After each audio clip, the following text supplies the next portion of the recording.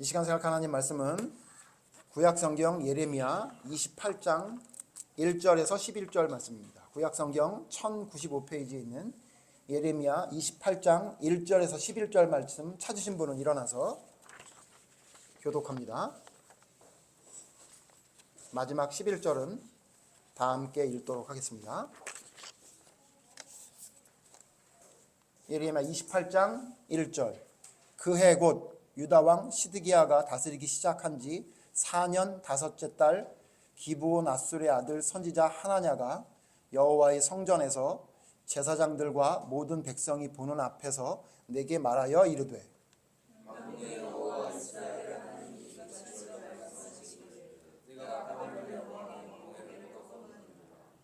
내가 바벨론의 왕 느부갓네살이 이곳에서 빼앗아 바벨론으로 옮겨간 여호와의 성전 모든 기구를 2년 안에 다시 이곳으로 되돌려 오리라.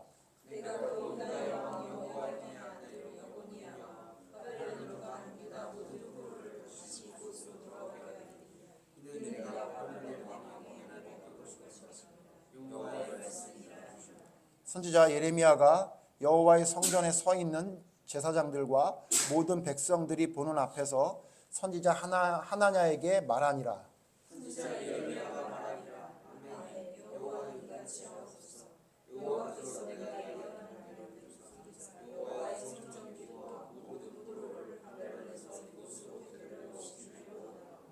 그러나 너는 내가 내 귀와 모든 백성의 귀에 이르는 이 말을 잘 들으라.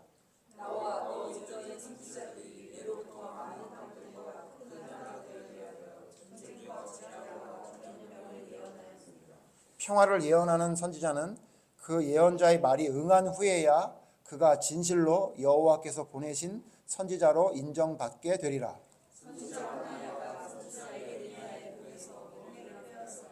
다 같이 읽죠. 모든 백성 앞에서 하나냐가 말하여 이르되 여호와께서 이와 같이 말씀하시니라.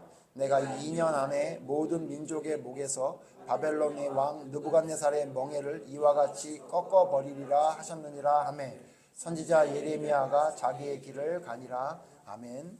자리에 앉으십시오. 오늘은 본문 말씀 중심으로 조심해야 할 것이라는 제목으로 하나님 말씀 생각해 보려고 합니다. 제가 오늘 이 제목을 조심해야 될 것이라고 이야기한 것 중에는 우리 이번 주에 우리나라에 큰 그 결정이 났었죠. 대통령 탄핵에 대한 심판이 있었는데 그 결론이 난 것에 좋아하는 사람도 있을 것이고 안타까운 사람도 있을 것이고 여러 가지 반응이 있을 거라고 저는 생각을 하고 있습니다. 그런데 그러면 과연 이러한 상황 이후에 우리가 무엇을 조심해야 되는지에 대한 이야기를 좀 하고 싶은 마음이 좀 있었는데 마침 그 본문이기도 해서 두 가지 다 좀 이야기하려고 합니다. 그래서 제가 성경에 있는 말씀을 통해서 이 말씀이 우리에게 무슨 말씀을 하시는지를 이야기를 하고 그다음에 결국 탄핵된 이후에 우리는 어떤 마음 자세를 가지고 우리 나라를 바라보고 어떻게 신앙생활을 하는 것이 올바른 사람인지에 대해서 마지막에 조금 언급을 하려고 합니다. 여러분 그러니까 오늘은 설교 두 편을 하나로 연결한 것처럼 이야기할 것 같으니까 끝까지 여러분 긴장을 늦추지 마시고 말씀을 좀 생각할 때 여러분 같이 생각했으면 좋겠습니다. 자, 오늘 말씀을 보면요. 두 사람이 나옵니다. 우리 예전에 한번 예레미야 공부하다가 한번 본 적 있죠. 하나는 선지자 하나냐, 한 사람은 우리가 잘 아는 선지자 예레미야입니다. 그래서 시드기야 왕 앞에서 두 사람이 이야기를 하는데 완전히 상반된 이야기를 하죠. 내용은 잘 아니까 여러분 제가 간단히 설명하고 오늘은 그 내용을 이야기하려는 게 아니라 왜 도대체 두 사람의 이야기가 갈렸으며 그리고 거짓 선지자라고 보이는 이 하나냐, 결국 이 사람은 죽거든요.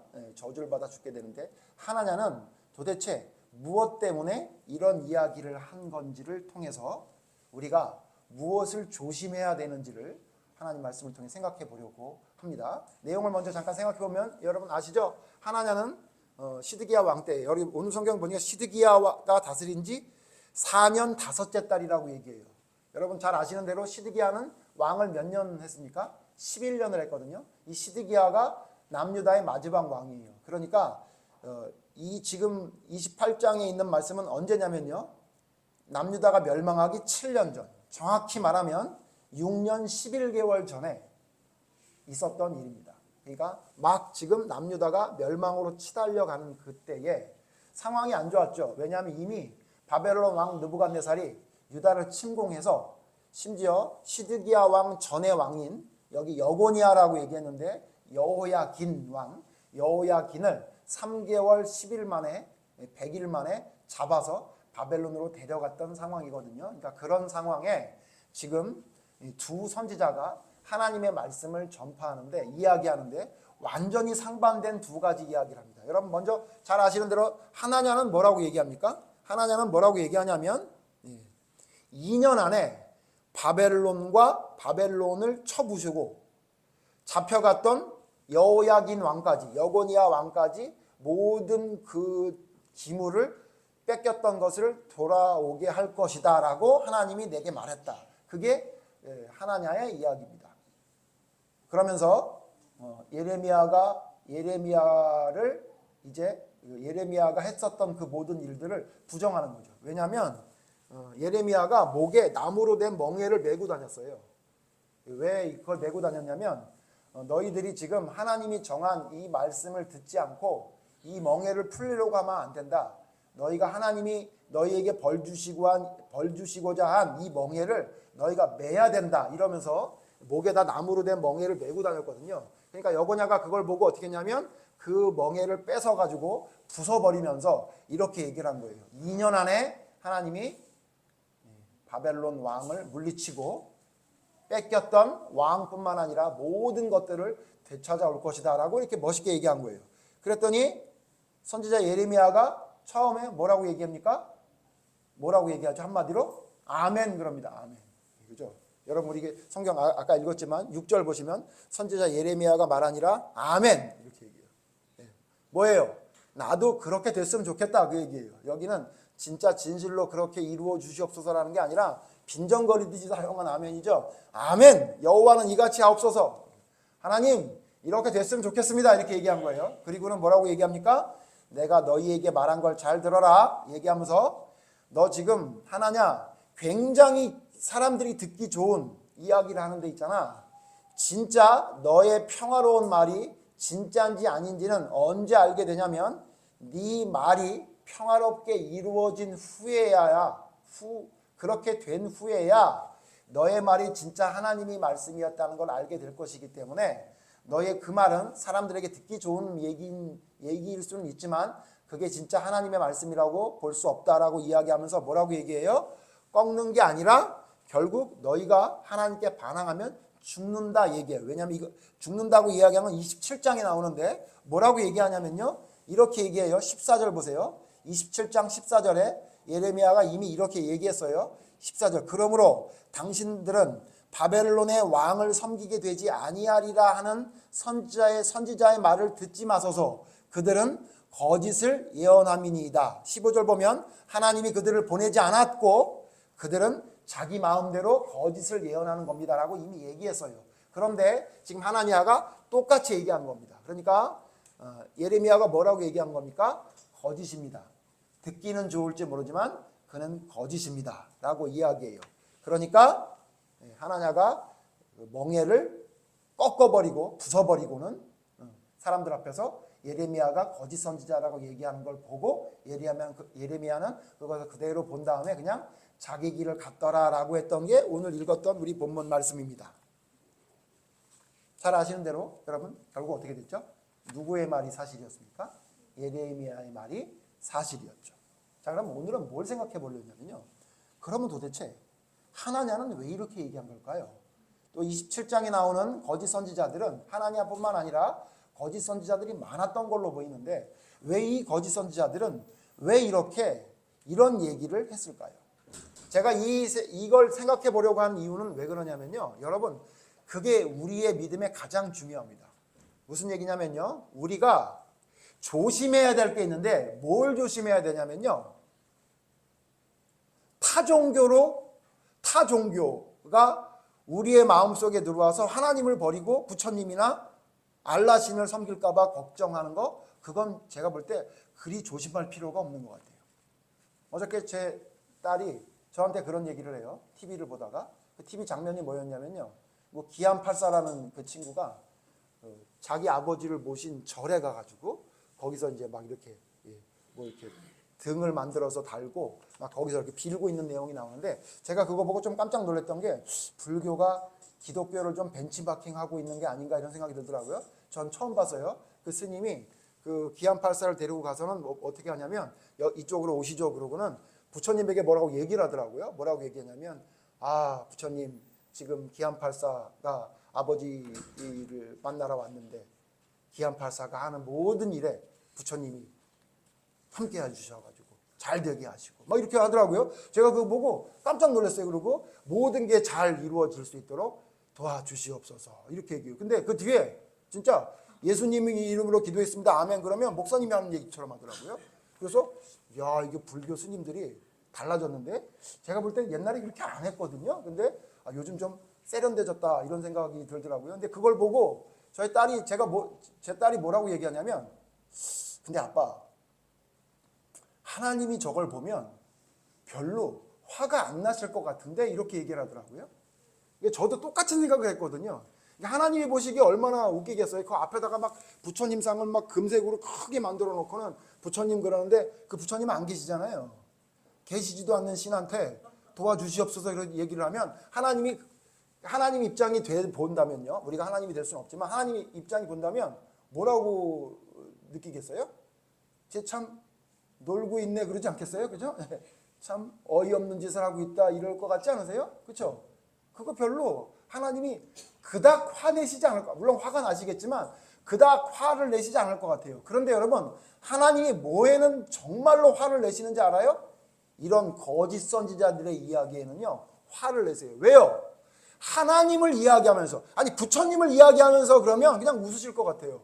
없는 부처님한테 별짓을 다 하는구나 이러고 웃으실 것 같은데 하나님을 이야기하면서 하나님이 하지 않은 이야기를 하면 얼마나 화가 나겠어요. 그렇지 않아요? 예, 그렇지 않아요?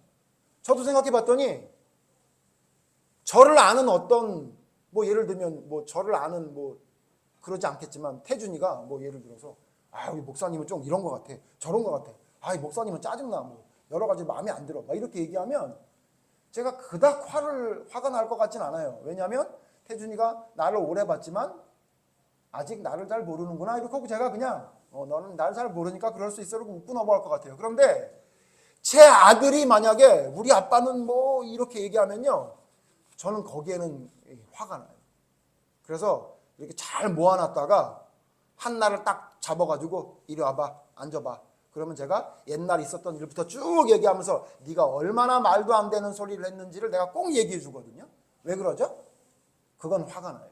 왜요? 내 아들이니까요. 내 아들이 내가 말하지 않은 거를 이야기하고 나를 이상하게 생각해? 그건 제가 바로 잡아줘야 되지 않겠어요? 그렇죠? 여러분 그런 심정이라고 보시면 돼요. 하나님이 불상에 가서 복을 비는 거는요 화가 나도 1단계 화를 내시는 것 같거든요. 그런데 여러분 만약에 이렇게 하나냐처럼 거짓 선지자들처럼 말도 안 되는 소리를 하면요 하나님이 용서하지 않아요. 그래서 예수님도 세리나 창기들의 잘못된 죄를 볼 때는 불쌍히 여기는 마음으로 그들을 봤지만 물론 다시 가서 그 죄를 짓지 말라고 말씀하기도 했지만 바리새인들과 서기관들의 그 잘못된 이야기에는 정말로 분노를 일으켰던 것을 성경을 통해 우리가 보게 되는 거 아닙니까? 자, 그러니까 여러분 제가 왜 이 말씀을 드리냐면요 여러분이 뭘 조심해야 되냐면요 그 불당에 가서 저는 여러분이 불당에 가서 복을 빌 거라고 생각하지도 않고요. 예? 오늘의 운세를 보면서 그걸 믿을 거라고 생각하지도 않아요. 그런데 뭐가 걱정되냐면 하나님의 말씀을 빙자한 잘못된 말을 하는 사람들은요 여러분을 충분히 미혹할 수 있다는 것을 여러분 생각하면서 우리가 뭘 조심해야 되는지 오늘 말씀을 통해 생각해 보려고 그래요. 자, 그럼 오늘 뭘 얘기하려고 하냐면요 그러면 그 거짓 선지자들은 하나님은 왜 이렇게 말도 안 되는 얘기를 했을까요? 뭐가 문제일까요? 이들의 문제가 뭘까요? 자, 이들의 문제를 제가 한 줄로 정리하면요 이렇게 정리할 수 있어요. 그들의 문제는 뭐냐면요 하나님의 기준이 희미해진 거예요.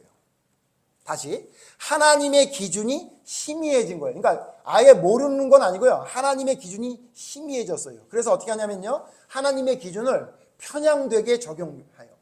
하나님의 기준을 그래서 편향되게 적용하는데 어떻게 적용하냐면 자신의 생각과 자기의 바람에 자기가 바라는 것에 하나님의 기준을 투영시키는 거죠. 그래서 하나님의 기준을 먼저 생각하는 게 아니라 나의 바람이 먼저고 선우가 바뀐 거예요. 그러니까 하나님께 나를 맞추는 게 아니라 나에게 하나님을 맞추려는 노력을 하는 거예요. 그러다 보니까 문제가 생기는 거예요. 자, 그러면 어떤 문제가 생기느냐? 가장 큰 문제가 하나님의 기준이 희미해지고 하나님의 기준을 편향되이 적용하면서 나의 생각이나 바람에 하나님의 기준을 맞추려고 하는 노력이 있게 되면 나타나는 현상이 뭐냐면요, 분별력이 없어져요. 그러니까 뭐가 옳고 그른지에 대한 분별력이 떨어져요.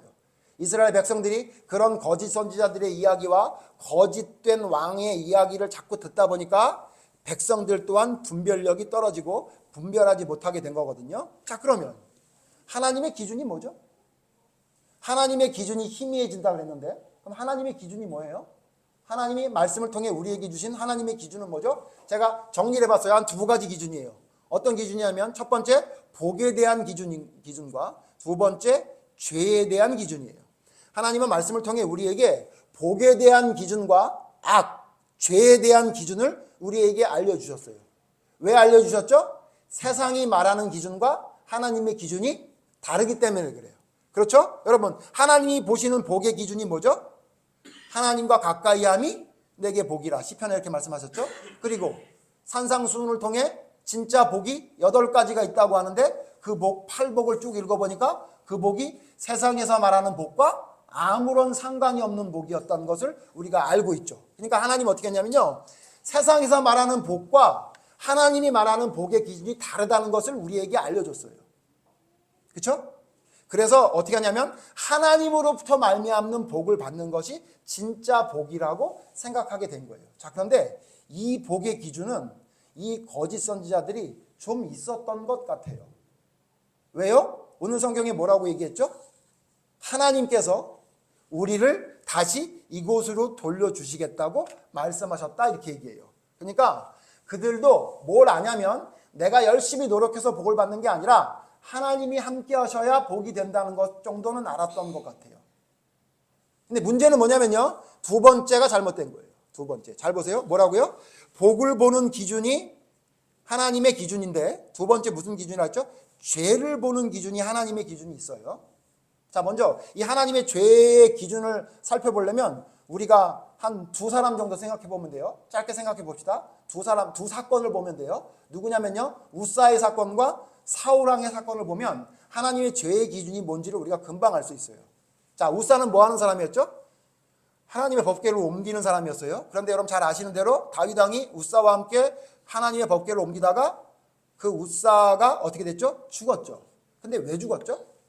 하나님의 법궤가 넘어져서 깨질 것 같으니까 그걸 붙잡으려고 붙잡았더니 죽었다 그랬어요. 자, 그걸 성경에 뭐라고 그런다고요? 우사가 죄를 졌다고 얘기해요. 근데 여러분, 우리 인간적으로 보면 그걸 죄라고 보기 좀 어렵지 않아요? 물론 하나님의 방법대로 운반을 하지 않은 잘못은 있었으나 그렇다고 해도 법궤가 쓰러져서 하나님의 언약궤가 쓰러져서 깨지려고 그러는데 그거를 운반을 담당했던 우사가 붙잡는 게 당연하지 않나요? 라고 말할 수 있잖아요. 그러면 우리 같으면 어떻게 해요? 죽이지는 않고 뭐 예를 들어 붙잡은 다음에 팔에 류마티스 관절염을 앓게 한다든가 뭐 이렇게 하면 될 것 같지 않아요, 여러분? 그렇죠? 근데 하나님은 어떻게 했다고요? 죽였다고요. 자, 이걸 통해 우리에게 뭘 알려주는 거예요? 하나님께 죄의 기준이 뭔지를 우리에게 분명히 알려준 거예요. 뭐죠? 하나님의 명령대로 순종하지 않은 것은 죽을 죄다라는 것을 알려준 거예요. 사울왕을 통해서도 알 수 있죠? 사울왕이 다윗왕과 비교가 되는데 다윗에게 비교하면 사울왕이 저지른 죄는 우리나라 형법으로, 세상의 형법으로 보면 이거는 그냥 큰 죄가 아니에요. 오히려 우리 형법으로 본다면 누가 더 큰 죄를 저질렀죠? 다윗은 용서받지 못할 죄를 저질렀는데 희한하게 다윗은 하나님이 사랑하는 왕이 됐고 사울왕은 저주받아 죽는 왕이 됐죠. 뭘 알려주는 거예요? 나의 기준에, 하나님의 기준에 죄가 무엇인지, 무엇이 더 중한 죄고 무엇이 더 경한 죄인지를 우리에게 분명히 알려준 거죠. 더군다나 예수님이 산상수훈에 뭐라고 말했어요? 살인하지 말라 하였으나 내가 너희에게 말하노니 어떻게 하래요? 형제를 향해 미워하고 라가라 하는 자는 살인죄와 똑같은 죄를 저질렀다. 간음하지 말라 하였으나 네가 마음속으로 음란한 생각만 하면 내가 생각할 때는 그것은 똑같은 간음죄를 저지른 죄다라고 기준을 알려주셨죠.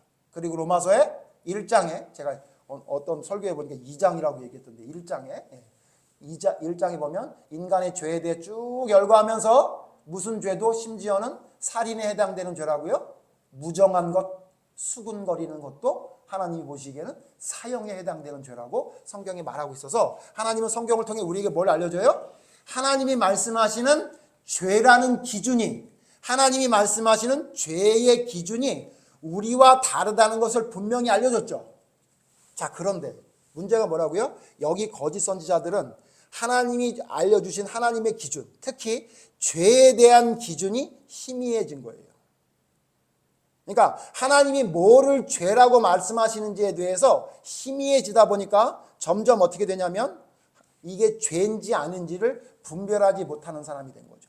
그러니까 성경을 통해 하나님은 우리에게 어떤 기준을 알려줬냐면 어떠한 상황과 어떠한 사람을 볼 때 무엇이 죄인지를 우리에게 분명히 알려준 거예요.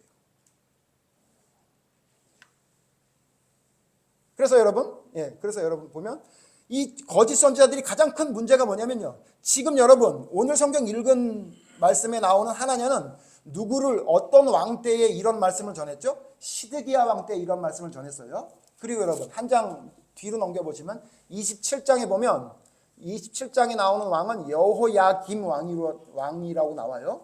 물론 제가 주석을 찾아보니까 또 전체적으로 보면 27장의 여호야김은 잘못 기록된 거다. 이거는 시드기야라고 봐야 된다라고 이야기하는데 여러분 그건 크게 중요하지 않은 것 같아요. 자, 어쨌든 여기 지금 여호야김 왕 때도 시드기야 왕 때도 거짓 선지자들이 뭐라고 얘기하냐면 바벨론과 싸워 이긴다라고 얘기했다는 거예요. 자, 그러면 이게 제가 지금 뭐라고 말씀드렸냐면 이들의 문제가 뭐냐? 하나님의 기준을 희미하게 알고 있었기 때문이다. 근데 그 하나님의 기준이 어떤 기준이라고요?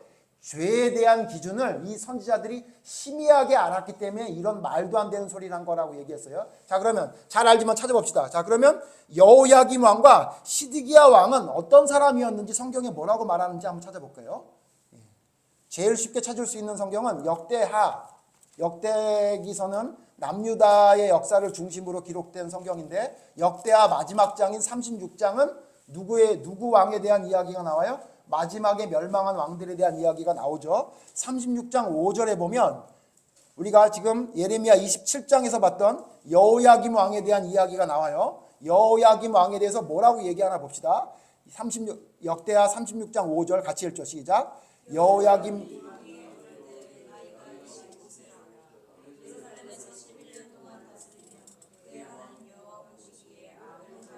자, 뭐라고 얘기하냐면요. 여호야김에 대해서는 하나님이 한마디로 뭐라냐면 여호와 보시기에 악을 행했다 그렇게 얘기했어요. 그냥 한마디로 악한 왕이에요. 악을 행한 왕이에요. 자, 그러면 이 악을 행한 왕이 어떤 행동을 했는지에 대해서는 우리가 한번 봤었죠. 예레미야 22장. 여러분 역대하 36장은 다시 돌아올 거니까 표시해 놓으시고 예레미야 22장에 보면 여호야김 왕이 얼마나 못된 짓을 했는지 우리가 한번 봤었는데 다시 한번 보죠. 예레미야 22장 15절에서 17절에 보면 얼마나 나쁜 왕인지를 설명하는데 누구랑 비교를 하죠? 선친이었던 요시야 왕과 비교를 하는 내용이 나와요. 15절 제가 읽습니다. 그럼 따라오세요. 눈으로. 내가 백향목을 많이 사용하여 왕이 될 수 있겠느냐? 내 아버지가 먹거나 마시지 아니하였으며 정의와 공의를 행하지 아니하였느냐? 그때에 그가 형통하였느니라. 뭐라고 얘기하냐면 너 무슨 백향목을 많이 사용해가지고 뭘 지으면 네가 왕이 될 수 있다고 생각하냐? 네 아버지를 봐라. 네 아버지는 제가 이 말씀을 왜 봤냐면요. 제가 이거 설교할 때 여러분 설명을 잘못 드렸더라고요. 예? 그러니까 여러분 아셔야 돼요. 뭐 오목사가 막 성경을 엄청나게 많이 알고 있다고 여러분 생각할지 혹시나 모르겠는데 저도 이렇게 잘못 본다니까요. 거짓 선지자가 왜 하나님의 말씀을 잘못 본다고요? 자기의 마음과 자기의 생각대로 보니까 하나님이 원래 말하고자 하는 내용과 다른 자기가 원하는 대로 성경을 보게 된다 그러잖아요. 저도 좀 그랬던 것 같아요. 제가 잘못 설명드렸더라고요. 여기 지금 내 아버지가 먹거나 마시지 아니하였으며 라는 건 무슨 뜻이냐면 이 원문을 보면 네 아버지는 그냥 먹는 거 마시는 것만 조금만 있어도 만족했던 사람이다. 근데 너는 왜 그렇게 욕심을 부리느냐 이런 말씀이에요. 이렇게 비교를 하면서 제가 그래서 이 설교로 남겨야 되는 거기 때문에 제가 잘못한 거는 제 설교 때 제가 잘못했습니다라고 꼭 남기려고 이 설교 시간에 말씀을 드리는 거예요. 여러분 예전에 22장 설교할 때 보면 이게 설명을 잘못했어요. 제가. 그러니까 여러분 시정합니다. 어쨌든 자 설명하면서 16절에 뭐라 그러냐면 여호야김 왕의 잘못을 이렇게 설명해요. 그는 가난한 자와 궁핍한 자를 변호하고 여기 지금 요시야 왕이 그랬다는 거예요. 형통하였나니 이것이 나를 알미 아니냐 여호와의 말씀이니라. 그렇게 그러니까 아버지는 잘했단 거예요. 가난하고 궁핍한 자를 변호해주고 그랬는데 17절 그러나 내 눈과 여기 내는 누구예요? 여호야김 왕이죠. 너는 두 눈과 마음은 탐욕과 무지한 피를 흘림과 압박과 포악을 행하려 할 뿐이니라. 여호야김이 어땠다는 거예요? 왜 역대하 36장에 하나님이 한 말로 뭐라 그랬어요? 한마디로 그는 악을 행하는 자라 얘기했냐면 예레미야 22장을 봤더니 아주 그냥 눈으로 보는 건 탐욕이고 무지한 자를 피 흘리는 것을 눈 하나 깜짝하지 않고 압박하고 포악하면서 자기의 유익만 구했던 왕이 누구란 거예요? 여호야김 왕. 우리나라로 말하면 어떤 왕이었던 거예요? 예? 그 악한 왕 누구죠? 예? 조선의 왕 누구죠? 예. 조선의 왕 우리나라의 그 포악한 왕 누구죠? 생각이 안 나죠 갑자기. 예? 막 신하들 막 죽이게 했던 왕 있잖아요. 헐 기억이 안 나네요. 연산군 같은 왕이었던 게 연산군 같은 왕이었죠. 예. 이렇게 제가 모자랍니다. 예. 연산군 같은 왕이었다는 거죠. 자 그러면 물어봅시다. 그러면 그때 당시에 있었던 선지자들이 여호야김 왕이 포악하고 악한 왕이라는 건 모를 수 있을까요? 절대 모를 수 없죠. 절대 모를 수 없어요. 백성은 몰라도 누구는 알아야 돼요? 선지자는 알아야 되죠. 그런데 선지자들이라는 자가 여호야김 왕의 욕심과 포악한 행동을 보면서 어떻게 하는 거예요? 그냥 넘어가는 거예요. 그걸 별거 아니라고 생각하고 그냥 넘어갔던 거예요. 제가 뭐라고 말씀드렸죠? 그들에게는 하나님의 기준이 희미해졌는데 특별히 무슨 기준이 희미해졌다고요? 하나님이 죄라고 하는 그 죄에 대한 기준이 희미해지기 시작하니까 여호야김 왕이 폭군 정치를 하고 있고 자기의 배만 불리우는 정치를 하고 있음에도 불구하고 안 보이는 거예요. 그리고 뭐만 하는 거죠? 아부만 하고 있는 거예요. 이해되시죠? 예? 그 다음에 여러분 시드기야 왕에 대해서는 뭐라고 얘기해? 마지막 왕 시드기야 왕에 대해서는 뭐라고 얘기하냐면 역대하 36장 아까 봤던 역대하 36장 12절 보면 12절 시드기야 왕에 대해서 말하는 말씀이 나와요. 12절 제가 있습니다. 그의 하나님 여호와 보시기에 악을 행하고 선지자 예레미야가 여호와의 말씀으로 일러도 그 앞에서 겸손하지 아니하였으며 13절 또한 느부갓네살 왕이 그의 하나님을 가리켜 맹세하게 하였으나 그가 왕을 배반하고 목을 곧게 하여 마음을 완악하게 하여 이스라엘 하나님 여호와께로 돌아오지 아니하였고 아니 심지어 느부갓네살 왕이 적국인 바벨론 왕이 하나님의 이름을 가리켜 맹세하고 있는데 하나님을 믿는다고 하는 시드기야 왕은 마음을 완악하게 해서 목을 곧게 하고 배반하는 짓을 했다. 그러니까 누구만도 못했다는 거예요. 느부갓네살만도 못한 왕이 누구였다는 거예요? 시드기야 왕이었다고 이야기하는 거예요. 자 그러면 이걸 여러분 그때 당시에 있었던 지금 우리가 오늘 성경에서 봤던 하나냐가 알았을까요? 몰랐을까요? 여러분 모를 수가 없죠. 몰랐다면 하나님의 선지자가 아니죠. 자 뭐가 문제냐면 여러분 보세요. 왜 이 하나님의 선지자라고 불렸던 하나냐와 거짓 선지자들이 왜 이렇게 말도 안 되는 이야기를 하면서 하나님이 말씀하지 않았던 이야기를 하면서 왜 바벨론 왕 느부갓네살을 하나님이 쳐부숴서 2년 안에 돌아올 것이라는 이야기를 했을까요? 죄에 대한 하나님의 기준이 희미해지니까 바벨론 왕 느부갓네살의 잘못된 것은 보일지 모르지만 자기 나라 왕 시드기야나 여호야김이 얼마나 하나님께 잘못된다는 것을 보이지 않으니까 그에게 하는 이야기는 모두 뭐예요? 축복, 희망, 위로 이런 말만 전하게 됩니다. 여러분 뭘 조심해야 되는지 아십니까? 여러분 뭘 조심해야 되는지 알아야 되냐면요. 하나님의 기준이 내 삶 속에 희미해지는 것을 여러분 조심해야 돼요. 그래서 죄가 죄로 보이지 않고 대충 넘어가는 일이 생기고 하나님이 주신 복이 아닌 세상의 복이 자꾸 나에게 진짜 복인 것처럼 여러분의 삶에 느껴지게 되면 여러분 뭐라고 생각해야 되냐면 내가 지금 여호야김과 시드기야 왕같이 그때 당시 있었던 거짓 선지자처럼 잘못된 것들이 나를 하나님의 말씀을 보지 못하게 희미하게 만들고 있구나라고 생각해야 되는 거예요. 그래서 내가 이대로 그냥 있다가는 시드기야 왕에게 임했던 그 재앙이 나에게 임할 수 있겠구나라고 여러분이 조심해야 되는 거예요. 하나님의 기준인 죄에 대한 기준, 특히 복에 대한 기준, 죄에 대한 기준이 무엇인지를 여러분이 분명히 알아서 특별히 죄에 대한 기준은 절대로 흔들려서는 안 되는 거예요. 이게 희미해지니까 어떻게 돼요? 죄를 죄로 보지 못하고 복의 기준도 어떤 기준이 되어버렸어요? 세속적인 복에만 치중되는 잘못된 일들이 일어나게 된 겁니다. 여러분 이것은 우리에게도 적용될 수 있는 하나님의 경고라고 생각해야 돼요. 하나님을 믿고 따른다 그러면서 우리가 살아가다 보면 어느 순간인가 세속적인 복이 나에게 가장 큰 기쁨이 되는 복이 되는 것을 보지 못해요. 자기 자신이 무엇에 가장 기뻐하는지를 보지 못하고 있게 된다고요. 그러다 보면 점점 하나님의 기준이 희미하게 되고 결국 어떻게 되는 거예요? 제대로 옳고 그름을 분별하지 못하는 사람이 되는 거예요.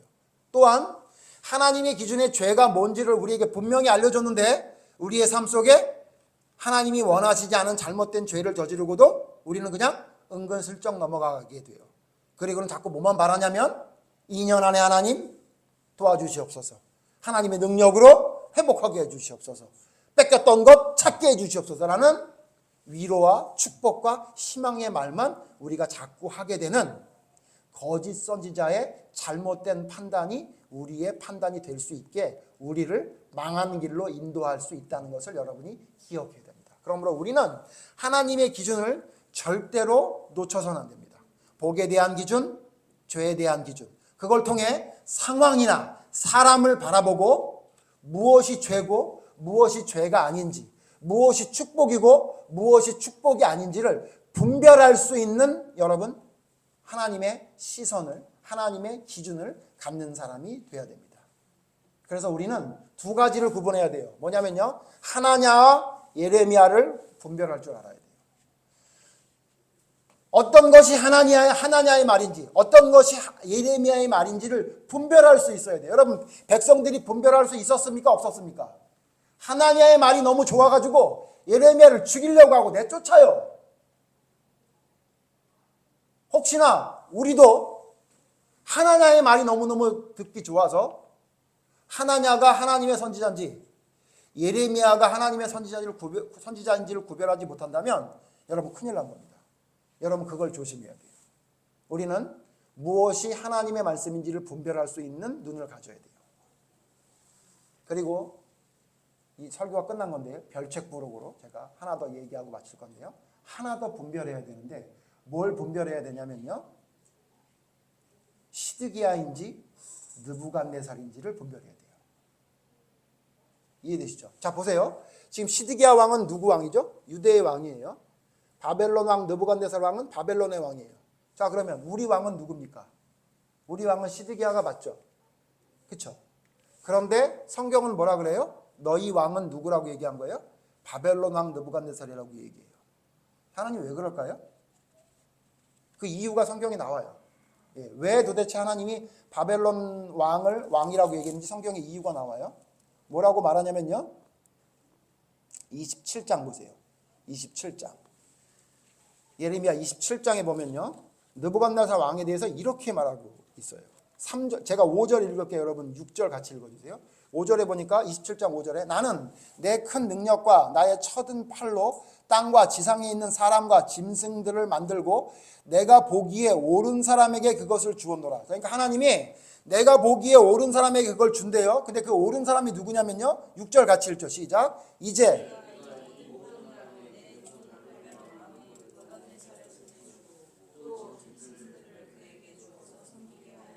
자 여기 말하는 옳은 사람이 누구예요? 느부갓네살. 심지어 느부갓네살을 뭐라고 불러요? 내 종이라고 불러요. 그러니까 누구와 누구를 비교할 때, 유다의 왕과 바벨론 왕을 비교할 때 누가 더 옳은 사람이라는 거예요? 바벨론 왕이 옳은 사람이라는 거예요. 그래서 하나님은 예레미야에게 뭐라고 얘기한 거예요? 바벨론 왕이 옳으니 바벨론 왕을 따라가십시오 라고 얘기한 거예요. 이해되세요? 그런데 지금 거짓 선지자들과 백성은 뭘 따라간 거예요? 나의 왕이니까 그래도 내 왕이니까 내 왕을 따라가야지 라고 했던 거예요. 그러니까 우리는 뭘 구별해야 된다고요? 시드기야와 느부갓네살을 구별해야 돼요. 제가 이걸 왜 별책부록이라고 얘기하냐면요. 근데 여기에 여러분 중요한 뜻이 있어요. 자, 그러면 제가 하나 물어봅시다. 그러면 시드기야가 하나님 보시기에 올바르지 않은 왕이라는 건 여러분 알았어요. 자, 그러면 느부갓네살은 하나님이 보시기에 진짜 옳은 왕인가요? 그래요? 아니죠. 아니라는 건 뭘 통해 알 수 있어요, 여러분? 다니엘서를 보면요. 느부갓네살 왕에 대한 이야기가 나와요. 그때 내용을 보면요. 느부갓네살 왕이 굉장히 호의적인, 하나님께 호의적인 사람으로 보일지도 모르지만 결국은 그는 7년 동안 미쳐 돌아가고 결국은 하나님께 버림받아 죽게 되는 왕이 되는 거거든요. 자, 제가 이 말씀을 왜 드리냐면요. 자, 우리나라 지금 어떤 일이 벌어졌죠? 탄핵됐습니다. 여러분, 2달 안에 우리는 새로운 대통령을 다시 만나게 될 겁니다. 법적으로 2달 안에 대통령 선거를 치러야 돼요. 자, 그러면 앞으로 2달 안에 새로운 대통령이 나타날 것 같은데 여러분, 우리는 뭘 분별해야 된다고요? 누가 시드기야인지 누가 느부갓네살인지를 분별해야 돼요. 그런데 한 가지 더 알아야 될 게 뭐라고요? 시드기야도 하나님께 버림받은 왕이고 느부갓네살도 하나님께 버림받은 왕이에요. 단지 그 시대와 상황에 따라 누가 더 악한지에 따라 덜 악한 사람을 하나님이 선택했다는 사실을 여러분 기억해야 돼요. 제가 여러분에게 기분 나쁜 말일지 모르지만 여러분 아셔야 될 게 뭐냐면요. 이제 2달 후에 새로운 대통령이 나타날 거예요. 그런데 여러분, 그 새로운 대통령이 여러분의 삶을 바꿀 진짜 하나님의 대통령이라고 생각하세요? 절대 그런 사람 없어요, 여러분. 기억하셔야 돼요. 절대 그런 사람 없습니다, 여러분. 지금 보면 정치에 우리가 관여하고 무엇이 옳고 그른지를 이야기해야 되는 것은 맞지만 여러분, 너무 거기에 몰입한 나머지 어떤 일이 벌어지고 있냐면요. 마치 여러분, 느부갓네살이 하나님이 주신 나의 왕이라고 생각하고 있는 사람들이 많고요. 시드기야가 지금 나에게 준 하나님의 왕이라고 생각하는 사람이 많아요. 제가 뭐라고 말씀드려요? 이번 선거에 누군가 또 둘이 나올 겁니다. 셋이 나올 수도 있고요. 10명도 나올 수 있겠죠. 그런데 그 중에 한 사람은 대통령이 될 거예요. 여러분이 지지하는 사람이 대통령이 될지 아니면 여러분이 정말 경멸하는 사람이 대통령이 될지 모르지만 그 대통령이 됐다는 건 뭘 의미한다고요? 덜 악한 사람이 대통령이 된 겁니다. 지금 너무 이 정치 노름에 믿음의 모든 것을 포커스를 맞춰서 거기에 집중하는 사람이 있어요. 여러분 기억하세요. 탄핵이 된 대통령 왜 탄핵됐습니까? 탄핵될 만하니까 하나님이 허락하신 거라고 봐야 돼요. 그러면 이번에 뽑힐 새로운 대통령은 왜 뽑혔겠습니까?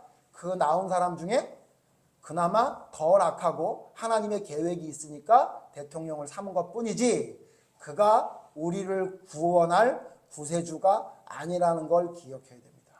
그도 어쩔 수 없이 느부갓네살처럼 결국은 교만하고 하나님을 섬기지 않다가 멸망할 왕이라고 여러분 알아야 됩니다.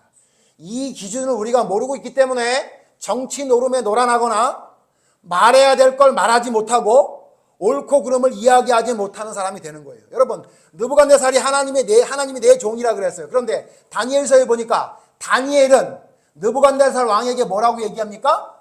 당신 교만하면 결국 망합니다라는 얘기를 합니까 안 합니까? 합니다, 여러분. 그리고 느부갓네살 뒤에 있는 벨사살 왕에게는 다니엘이 뭐라 그래요? 당신의 아버지, 당신의 할아버지 느부갓네살이 교만해서 7년 동안 미쳐 날뛰었다는 것을 당신이 알고 있음에도 불구하고 당신도 교만하니 하나님의 저울에 달아서 당신이 죽게 될 것입니다. 메네 데겔 우바르신이라고 다니엘이 이야기합니다. 자, 보세요. 유다의 왕이 악해서 멸망했어요. 그때 예레미야가 뭐라 그래요? 바벨론 왕을 섬기십시오. 그게 지금 하나님의 뜻입니다라고 얘기해요. 그래서 바벨론의 통치하에 있었음에도 불구하고 느부갓네살 왕에게 다니엘이 뭐라 그래요? 왕이여, 당신 하나님의 뜻대로 안 하고 교만하기 때문에 당신 망할 겁니다라고 얘기했습니까? 안 했습니까? 했던 거예요. 그리고 그 후에 있는 벨사살 왕에게도 뭐라고 얘기해요? 당신 아버지의 왕의 잘못된 걸 보고도, 엄밀히 따지면 할아버지, 고조 할아버지라고 봐야 되는데 어쨌든 보통 다 아버지라고 얘기하니까요. 당신 아버지 느부갓네살 왕이 미쳐 날뛰는 걸 보고도 당신 똑같이 그 길을 따라갑니까? 당신도 망할 겁니다라고 얘기했습니까? 안 했습니까? 했다는 거예요. 우리 믿음의 사람은 어떤 사람이냐면요, 아까 뭐라 그랬어요? 뭐를 가지고 있는 사람이에요? 하나님의 기준을 가지고 있는 사람이에요. 하나님의 기준에 우리는 맞춰 사는 사람이에요. 하나님이 축복한다, 하나님이 말하는 복을 우리는 복이라고 생각하고 하나님이 말하는 죄를 죄라고 생각하는 거예요. 여러분, 2달 후에 대통령이 나올 겁니다. 그럼 여러분, 우리 뭐라고 생각해야 돼요? 아, 하나님이 저자를 대통령으로 허락하셨구나라고 생각하면 돼요. 그리고 우리는 뭘 보면 되죠? 하나님의 기준을 가지고 그를 바라보면 돼요. 그래서 여러분이 원하지 않은 사람이 대통령이 됐어요. 그런데 하나님의 기준을 볼 때 그가 잘못하지 않았어요. 그럼 어떻게 하면 돼요? 순종하고 박수 쳐주면 되는 거예요. 그런데 여러분이 원하는 대통령이 됐어요. 그런데 그가 대통령이 된 이후에 하나님의 말씀의 기준에 어긋나는 것을 하는 것을 보면 어떻게 하면 돼요? 그도 잘못됐구나 라고 얘기하면 돼요. 왜? 우리는 하나님의 기준을 가지고 사는 사람이니까. 지금 어때요? 자기 편에서 대통령이 되면 잘못을 해도 괜찮다고 얘기하고, 내가 좋아하지 않은 편에서 대통령이 되면 뭐라고 얘기해요? 잘해도 잘했다고 얘기하네요. 여러분, 이건 성경에서 말하는 하나님이 우리에게 말씀하신 기준을 우리가 마음대로 함부로 훼손하고 잘못된 길을 가고 있는 겁니다. 여러분, 조심해야 돼요. 뭘 조심해야 돼요? 느부갓네살을 다윗 왕이라고 생각하면 안 돼요. 심지어 다윗 왕도 잘못하면 하나님이 선지자를 통해서 엄히 혼내고 내쫓았지 않았습니까? 우리는요, 왕을 바라보는 게 아니라 하나님의 기준을 바라보는 사람이에요. 이걸 조심해야 돼요. 그렇기 때문에 어떤 잘못된 생각이나 나의 어떤 감정에 치우쳐가지고 좋은 걸 좋다고 말 못하고 나쁜 걸 나쁘다고 말 못하게 되면요, 여러분, 망하는 겁니다. 우리가 조심해야 될 건 뭔지 아세요? 하나님의 기준이 우리에게서 희미해지고 있는지 여러분 돌아봐야 돼요. 그게 희미해지기 시작하면 결국 우리가 하나님의 뜻을 저버리고 멸망하는 길을 갈 수밖에 없다는 사실을 기억해야 돼요. 시드기야 망했습니다. 느부갓네살 망했습니다. 바벨론 망했습니다. 바벨론을 점령한 메데파사 망했습니다. 메데파사를 멸망시킨 헬라 망했습니다. 헬라를 멸망시킨 로마 망했습니다. 왜 망했습니까? 하나님의 기준에 어긋났기 때문에. 어느 누구든 다윗도 내쫓으면서 하나님이 망하게 하는 게 하나님의 기준이라는 걸 기억하셔서 누가 대통령이 됐든 누가 지도자가 됐든 상관없습니다. 받아들일 건 받아들이시고 하나님의 기준으로 아닌 것은 내가 아무리 사랑하는 사람이 할지라도 잘못됐다고 얘기하는 것이 대통령뿐만 아니라 나의 가족, 내가 사랑하는 모든 사람에게 적용되어질 때 우리는 믿음이 흔들리지 않고 올바른 분별력을 가지고 하나님의 길을 갈 수 있을 것입니다. 여러분, 뭘 조심해야 되는지 오늘 말씀을 통해 여러분 깨달아 알게 되기를 바랍니다. 하나님의 기준이 여러분의 기준이 되는 것, 그 기준이 여러분 삶 속에 희미해지기 시작하는 것을 여러분 발견하시고 빨리 바로잡지 않으면 우리도 시드기야가 갔던 그 길을 갈 수밖에 없는, 멸망의 길을 갈 수밖에 없다는 사실을 기억하셔서 하나님의 기준이 희미해지는 것, 그것을 조심하고 또 조심하고 하나님의 복의 기준과 죄의 기준을 여러분의 삶에 온전히 바로 세우는 여러분과 제가 되기를 간절히 바랍니다. 그럴 때 하나님의 놀라운 역사가 일어나게 될 것입니다. 네, 기도하겠습니다.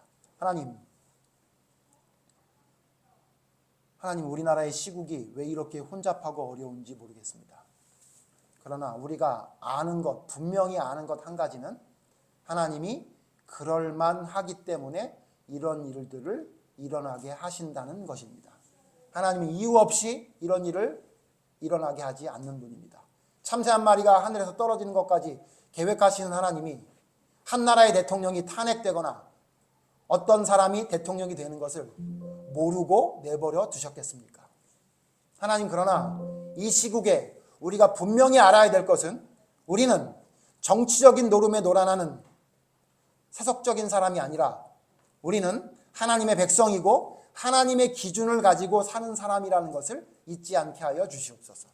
그래서 하나님의 기준이 무엇인지를 말씀에 분명히 말씀하신 그 기준이 우리의 기준이 돼서 하나님의 축복이 진짜 축복임을 깨달아 알게 되고 그 길을 따라가는 자가 되게 해 주시옵소서. 또한 하나님이 죄라고 하시는 것이 정말 멸망받을 죄라는 사실을 기억해서 어느 누가 정권을 잡든 내 주변에 있는 어떤 사람일지라도 하나님의 말씀에 어긋나는 잘못된 길을 가고 있다면 그것은 죄라고 이야기할 수 있는 결단과 믿음이 설 수 있는 저희가 될 수 있도록 인도해 주시옵소서.